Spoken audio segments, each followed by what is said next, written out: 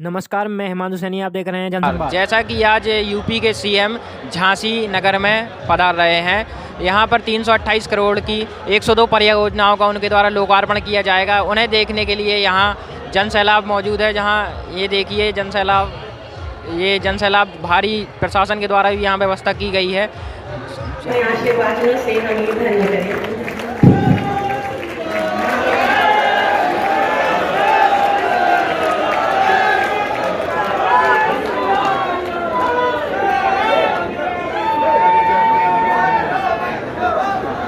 केंद्रीय मंत्री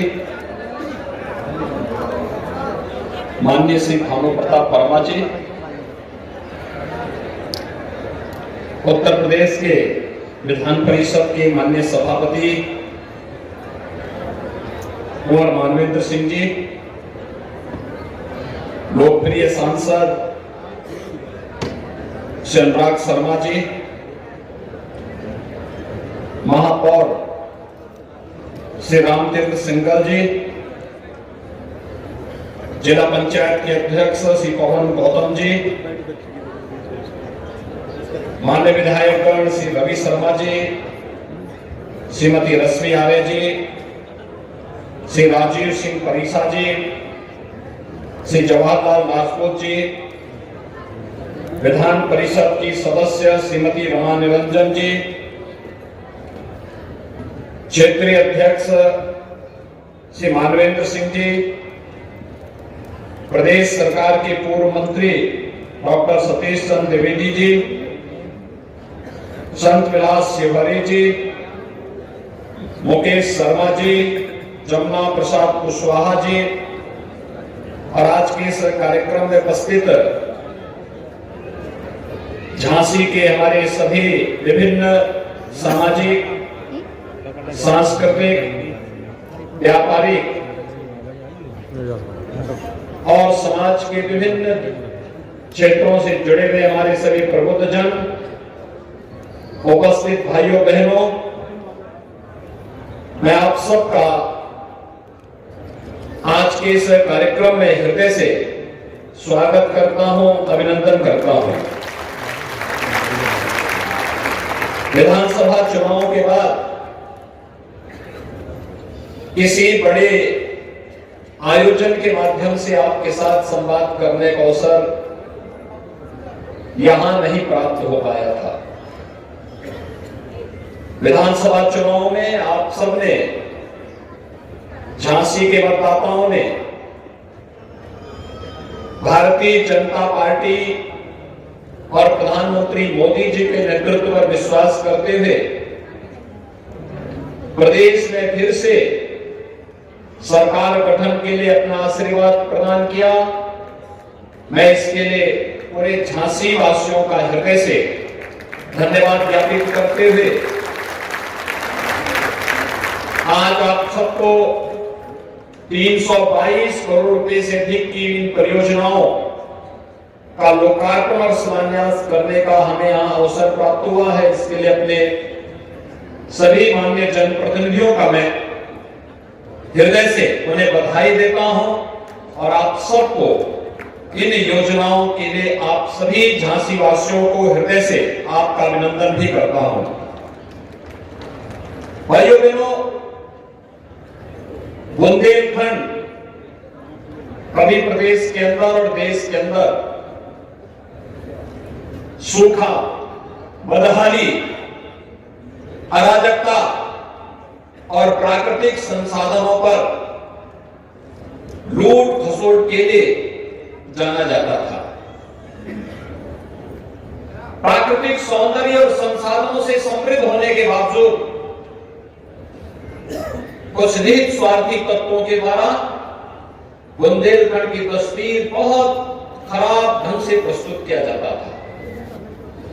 मुझे याद है जब मुख्यमंत्री बना था मैं 2017 में, और उस समय प्रधानमंत्री जी से जब मैं मिलने के लिए गया था, आदरणीय प्रधानमंत्री जी ने एक ही बात मुझसे कही कि प्रदेश का दौरा जब शुरू करें तो बुंदेलखंड से अगर आप कर सके तो अच्छा होगा।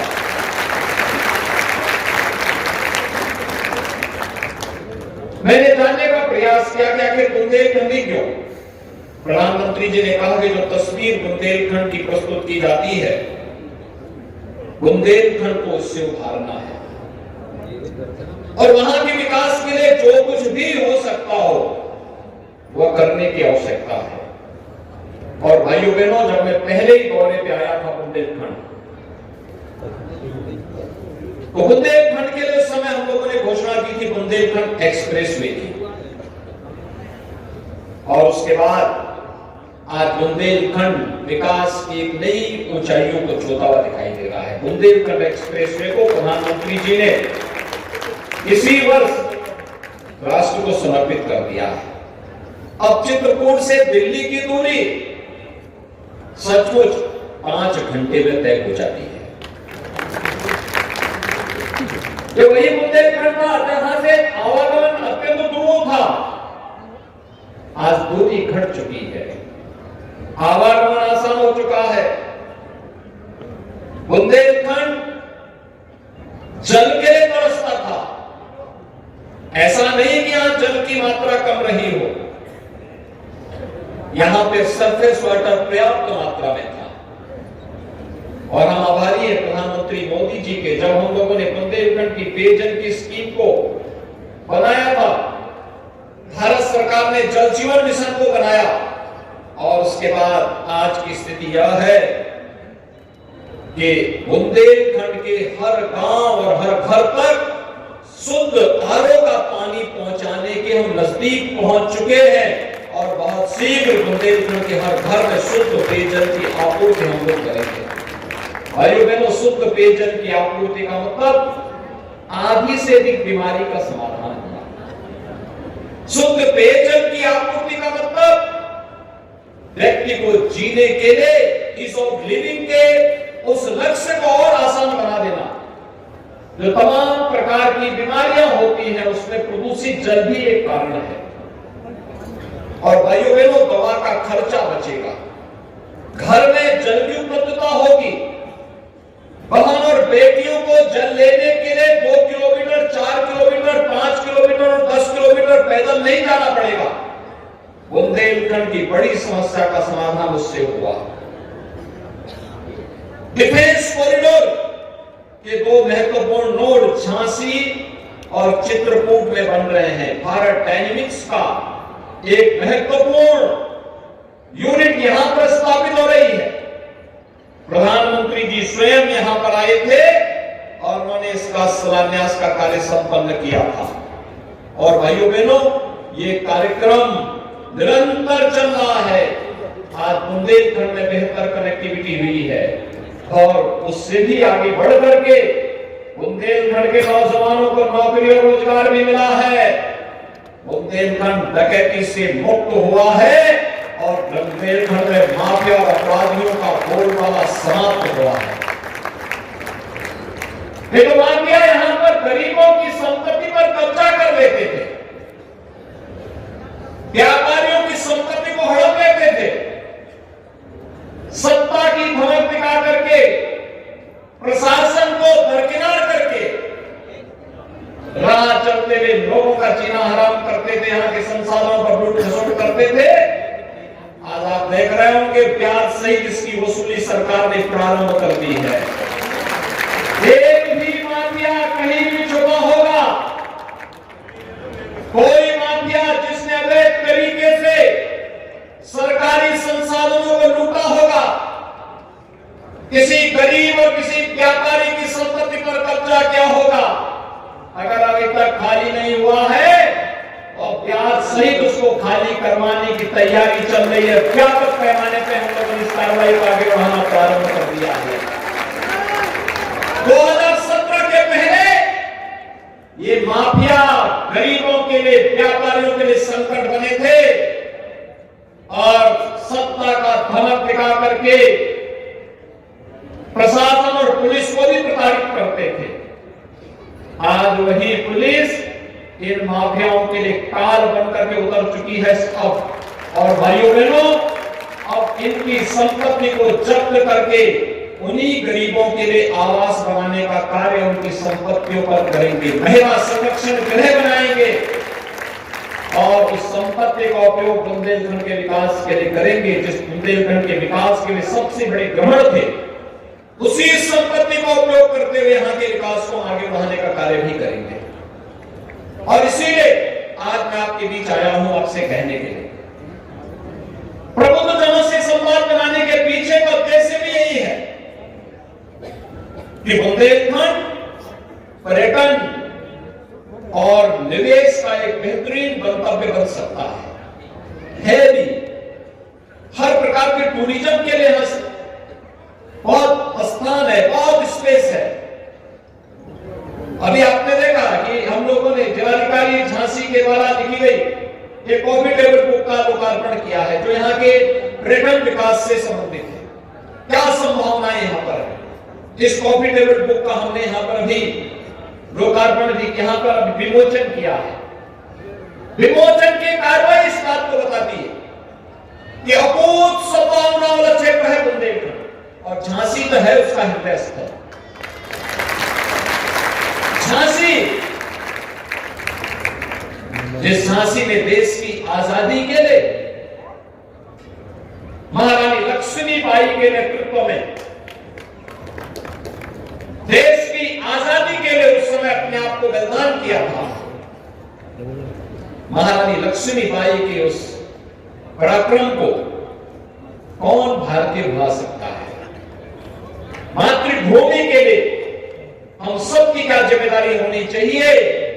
झांसी की रानी लक्ष्मीबाई और उनके योद्धाओं के द्वारा लड़ा गया 1857 का प्रथम स्वतंत्र समर, उसकी यादों को आज भी ताजा कराता है। उनका शौर्य, उनका पराक्रम झांसी के माटी के एक एक कण को तीर्थ बना देता है, और हर भारतवासी और बस ही इस वीरांगना की इस धरती को नमन करने के लिए यहां आने के लिए उतावला दिखाई देता है। भाइयों बहनों, अनेक संभावनाओं से युक्त है हमारा बुंदेलखंड। पिछली सरकारों की बदनीयती, पिछली सरकारों की भ्रष्ट नीति, परिवारवाद की नीति के कारण बुंदेलखंड बदहाल था। लेकिन आज मैं आपको आश्वस्त करने के लिए आया हूं, बुंदेलखंड बदहाल नहीं हो सकता। बुंदेलखंड की असीम संभावनाओं को हमारे माननीय सांसद, विधायकगण, जनप्रतिनिधिगण शासन के संज्ञान में, प्रशासन के सहयोग से आगे बढ़ाने का कार्य कर रहे हैं, और ये संभावनाएं उभर रही है। नए नए नगर निकाय बन रहे हैं। स्मार्ट सिटी मिशन और अपनी अमृत योजना के अंतर्गत बुनियादी सुविधाओं को आगे बढ़ाने का कार्य किया जा रहा है।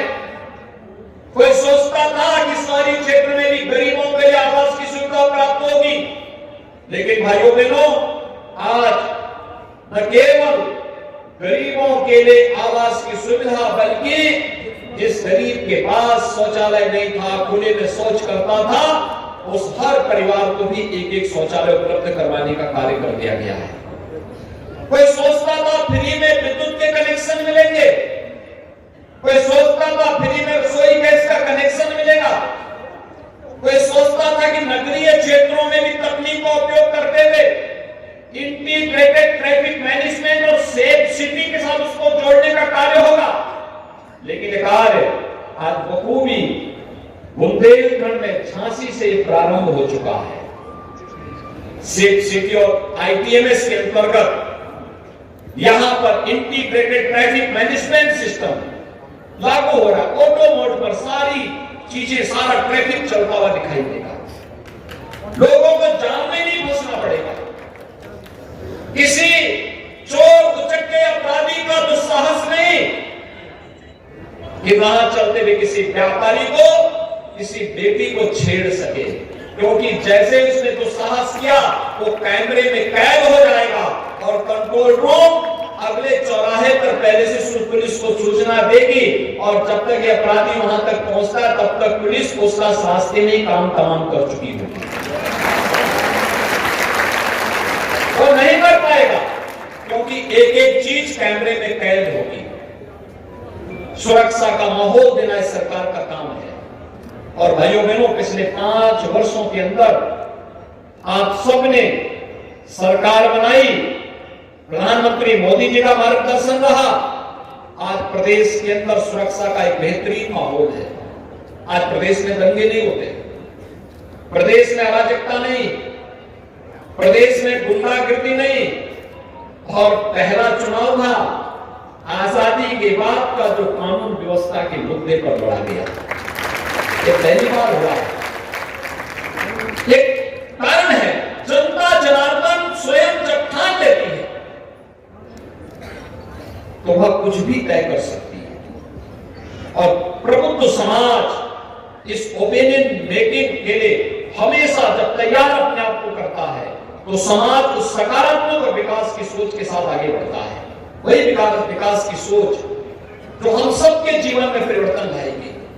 उसी सकारात्मक सोच को आगे बढ़ाने के लिए आज मैं आपके बीच आया हूं, आपसे कहने के लिए ईज ऑफ लिविंग के प्रधानमंत्री मोदी जी के विजन को जमीनी धरातल पर लागू करने के लिए जो कार्यक्रम प्रारंभ हुए हैं, इसमें हर गरीब को सिर ढकने के लिए छत की उपलब्धता हो, हर गरीब के पास शौचालय की सुविधा हो, हर गरीब के पास रसोई गैस का कनेक्शन हो, हर गरीब के पास विद्युत का अपना कनेक्शन हो, हर जरूरतमंद वृद्धजन को वृद्धावस्था पेंशन का लाभ प्राप्त हो, हर निराश्रित महिला को विधवावस्था पेंशन का लाभ प्राप्त हो, हर दिव्यांगजन को दिव्यांगजन पेंशन की सुविधा का लाभ प्राप्त हो, हर स्ट्रीट वेंडर को पीएम स्वनिधि योजना के अंतर्गत बैंकों से जोड़ करके उसको व्यवसाय करने की एक स्वतंत्रता हो,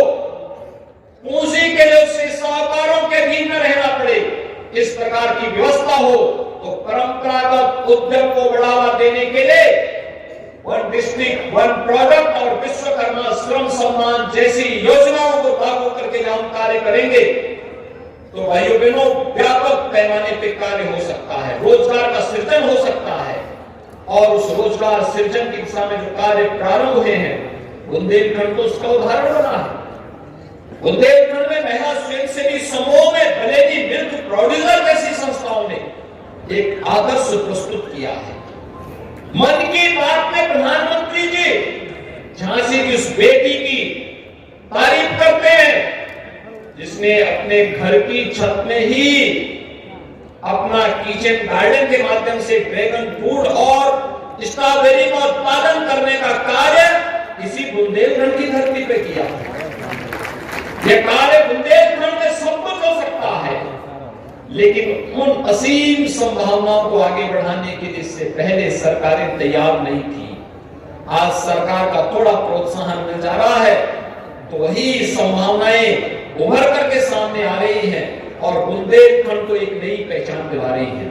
और भाइयों बहनों, उसी पहचान को आगे बढ़ाने के लिए आज मैं आपके पास आया हूं आपसे कहने के लिए, प्रदेश में 10 से 12 फरवरी 2023 को लखनऊ में प्रदेश का एक और इन्वेस्टर समिट आयोजित किया है, ग्लोबल इन्वेस्टर समिट। एक ग्लोबल इन्वेस्टर समिट देश और दुनिया का हर निवेशक उस दिन लखनऊ में रहेगा और लखनऊ में रह करके प्रदेश में व्यापक रूप से निवेश की संभावनाओं को आगे बढ़ाने का कार्य करेगा। अभी से लोगों में जो उत्साह है, अभी मैंने 22 को यानी 22 तारीख परसों ही इसका कर्टेन रेजर का शुभारंभ किया था दिल्ली में जाकर के। कई देशों के राजदूत आए थे, कई उद्योग संगठनों से जुड़े हुए प्रतिनिधि और उनके पदाधिकारी आए थे, कई दुनिया के देशों से जुड़े हुए अन्य ऐसे लोग जो इस फील्ड में रुचि लेते हैं, उन लोगों ने उसमें भागीदारी की थी। और मुझे बताते हुए प्रसन्नता है, अभी हम लोगों ने कार्य प्रारंभ ही किया है, हमें 1.25 लाख करोड़ रुपए के प्रस्ताव अभी से निवेश के प्राप्त हो चुके हैं। और मेरे लिए प्रसन्नता होगी जब हमारा व्यापारी, हमारा उद्यमी, हमारा आम नागरिक इसमें रुचि लेना प्रारंभ कर देगा, क्योंकि उसके द्वारा ली गई रुचि, उसके द्वारा कही गई अपनी बात नीति शास्त्री जी जो अपनी बात यहां पर मंच से कह रही थी, अगर इसी प्रकार की बातचीत अगर हम लोग मंचों से कहना प्रारंभ कर देंगे तो स्वाभाविक रूप से 25 ऐसी नीतियां हम लोगों ने प्रदेश के अंदर तैयार की है और शीश बनाई है जिसमें निवेश की संभावनाओं के साथ सरकार का इंसेंटिव भी उन्हें प्राप्त होगा और ये सभी ऑनलाइन होगा। पूंजी लगाइए, आवेदन करिए, आवेदन करने के साथ ही सारी प्रक्रिया निवेश मित्र पोर्टल के माध्यम से आगे बढ़ेगी। आपने अपना उद्योग लगा लिया, उद्योग लगने के साथ ही आपने इंसेंटिव लेने के लिए भी आवेदन कर लिया, अपने आप ही ऑटो मोड पर पैसा आपके खाते में अपने आप आ जाएगा, तो सरकार का पैसा आपको प्राप्त होना है। बीच में कोई मिडिल मैन नहीं रह सकता, बीच में किसी भी प्रकार की भ्रष्टाचार की कोई जगह नहीं। और मेरा मानना है अभी तो जो लक्ष्य हम लोगों ने रखा है कि 10 लाख करोड़ रुपए से अधिक निवेश होगा, मैं अपील करूंगा उत्तर प्रदेश के अपने उद्यमियों से, ये 10 लाख करोड़ रुपए का निवेश तो केवल उत्तर प्रदेश का उद्यमी ही उत्तर प्रदेश यहाँ लखनऊ में क्या उत्तर प्रदेश के अंदर कर सकता है, और जिसमें खासतौर पर बुंदेलखंड क्षेत्र को विशेष प्राथमिकता दी गई है। जितनी भी 25 की 25 पॉलिसीज हम लोगों ने तैयार की है, इन 25 में सबसे अधिक रियायत हम लोगों ने बुंदेलखंड में निवेश करने वालों को दिया है, सबसे अधिक रियायत हम लोगों ने दिया है।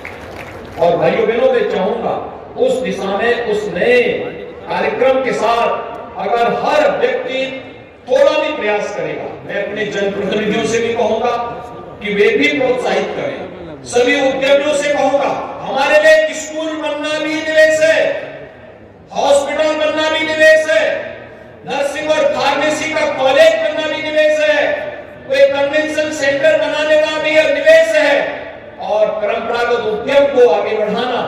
यहाँ पे वैद्यनाथ का पहले से ही काफी अच्छा कार्य है और मुझे लगता है उसका विस्तार भी एक नया निवेश होगा। एमएसएमई सेक्टर में बहुत संभावनाएं हैं, इन सभी को भी हम आगे बढ़ाने का कार्य कर सकते हैं। मैं देख रहा था एक दिन बांदा का जो पत्थर है तनिष्क उसके साथ एमओयू करता है और फिर उसको भी अब इंटरनेशनल ब्रांडिंग मिल रही है। आप सोचिए, जिसको हम एक सामान्य पत्थर मान लेते थे, आज उसकी पहुंच अंतर्राष्ट्रीय मंचों पे हो रही है, लोग उसको किस रूप में महत्व दे रहे हैं। ऐसे ही बहुत सारी संभावनाएं यहाँ पर मौजूद हैं और उन संभावनाओं के लिए आपका आह्वान करने के लिए भाइयों बहनों आज मैं विशेष रूप से आया हूं कि हम लोग, मैं आपको इस बात के लिए आश्वस्त करता हूं, राज्य सरकार सुरक्षा का बेहतर माहौल आपको देगी। राज्य सरकार के पास पर्याप्त मात्रा में लैंड बैंक है, राज्य सरकार ने बेहतरीन कनेक्टिविटी दी है। ये वही प्रदेश है जहां पर पहले कनेक्टिविटी का मतलब सड़कों पे गड्ढे ही गड्ढे दिखाई देते थे, बिजली नदारद रहती थी, कानून व्यवस्था बदहाल थी, हर दूसरे दिन 2-3 बड़े दंगे हो जाते थे। लेकिन आज प्रदेश गंगा मुक्त, प्रदेश एक्सप्रेस हाईवे के रूप में जाना जा रहा है। प्रदेश में एयर कनेक्टिविटी बेहतर हुई है।